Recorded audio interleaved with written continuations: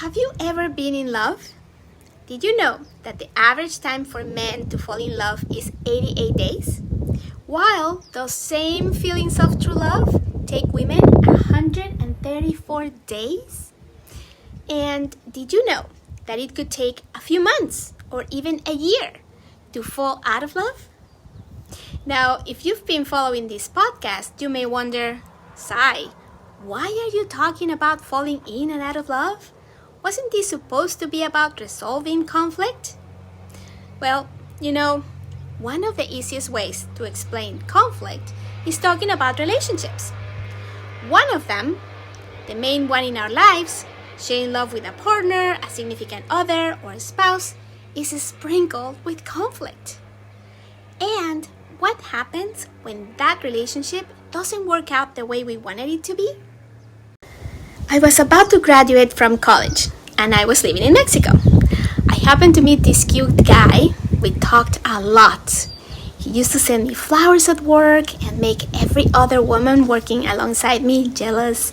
I was in cloud 9 every day. Not much changed after we got married. The honeymoon phase, they call it, right? It feels awesome when you are in love, doesn't it? You can't wait for the next phone call or the next time you'll spend time with each other. Long story short, he proposed during a carnival while we were riding on a carousel, and for me, that was perfect.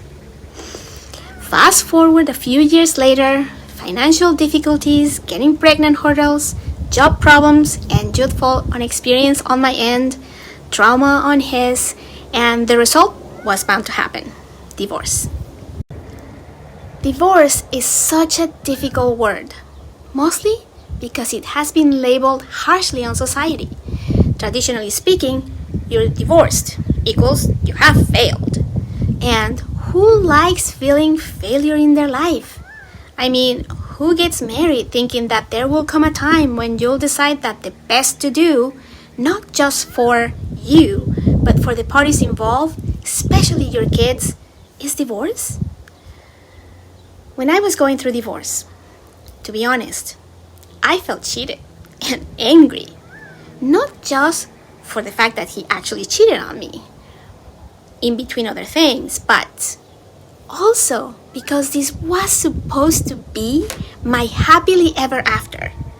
How dare he rough me off that? Have you ever felt like that? I wanted to never hear from him again. Here I was, all alone, no family, at the time only a couple of friends from work. There was no one to share the load. There was no one around to pick up the slack. It was me and my babies against the world. But guess what? That's really not real life because, well, I divorced their dad, but my boys didn't. Their dad had the right to be around his children, and they deserved their dad around. At the time, I kept thinking, how would I make that happen? It was around that time in my life when I dove deep into mindfulness practices to work on myself and the unresolved feelings I had in me. I wanted to be better for myself and for my babies. The path before me felt like a big mountain to climb, all by my lonesome. Yep. Mindfulness wasn't anything unknown to me. Throughout my life, I practiced being fully aware of what's happening in the present moment without any judgment. Through mindfulness, I was able to tune into my feelings and thoughts and start a healing and self-development journey, physically, mentally, and spiritually.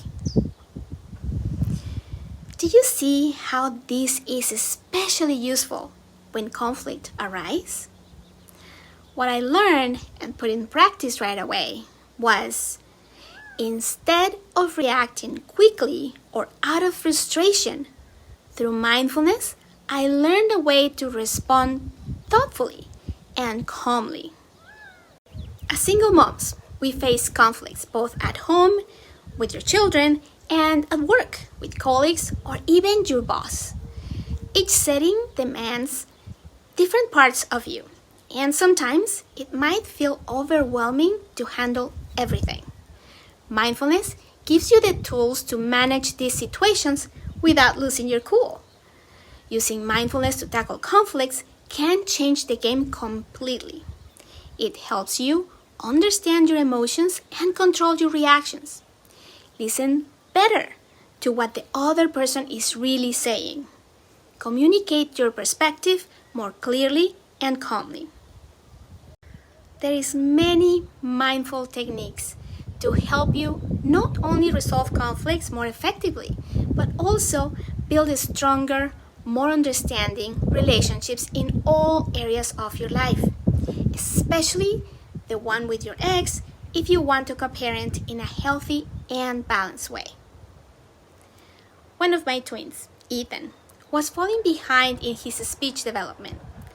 Being a new mom and on my own with them, remembering my psychology learning days, I remember the child development stages, and I saw he wasn't meeting them. I brought it up to my ex, and at first, he dismissed it as if I was being an overzealous first-time mom. As I started pointing out and asking him to pay attention to other kids around 3 years old, we got into an argument.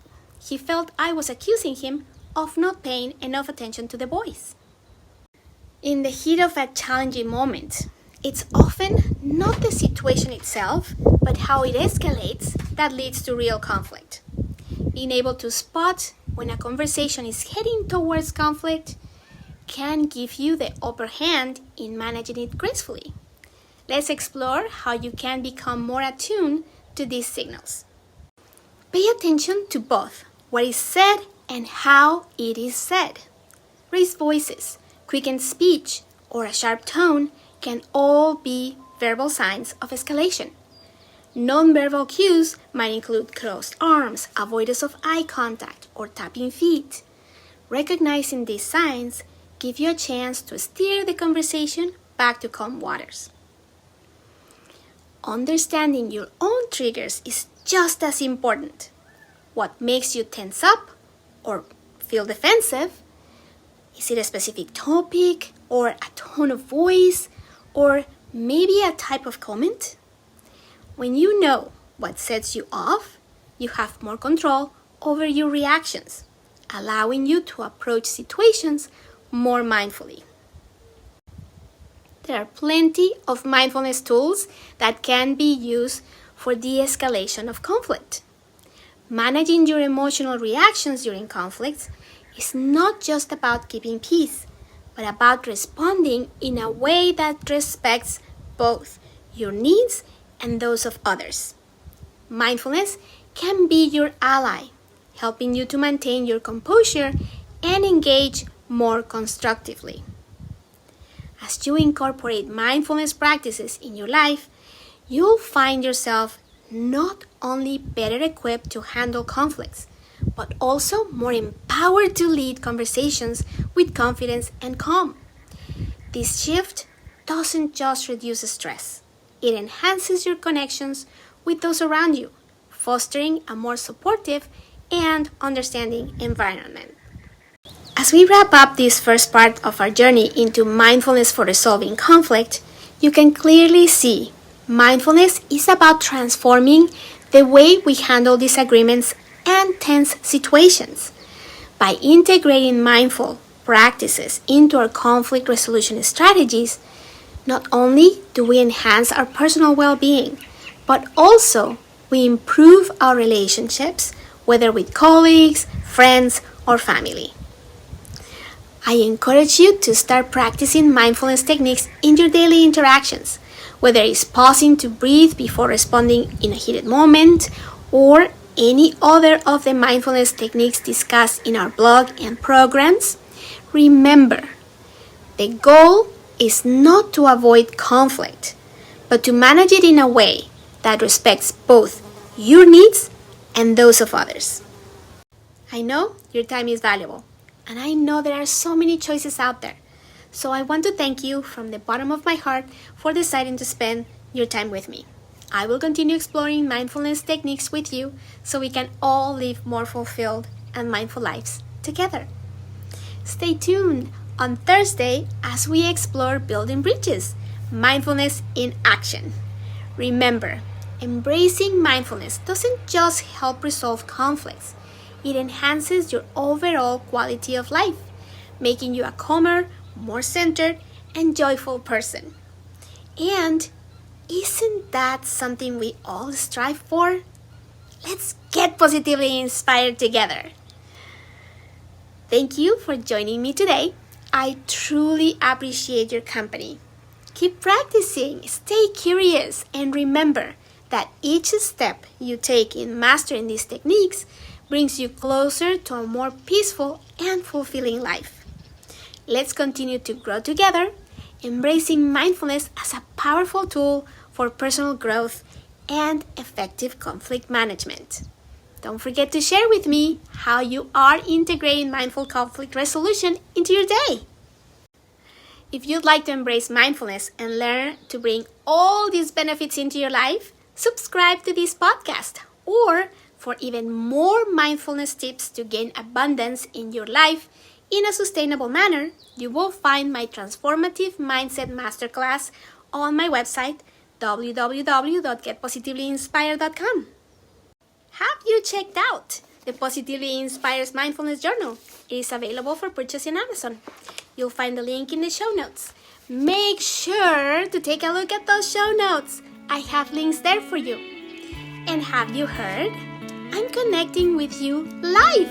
Come spend some time with me. Join me while we talk about more about living sustainably in the moment. I am doing TikTok and Instagram in the afternoons. See you on Thursday. Live on purpose and remember, you are positively inspired.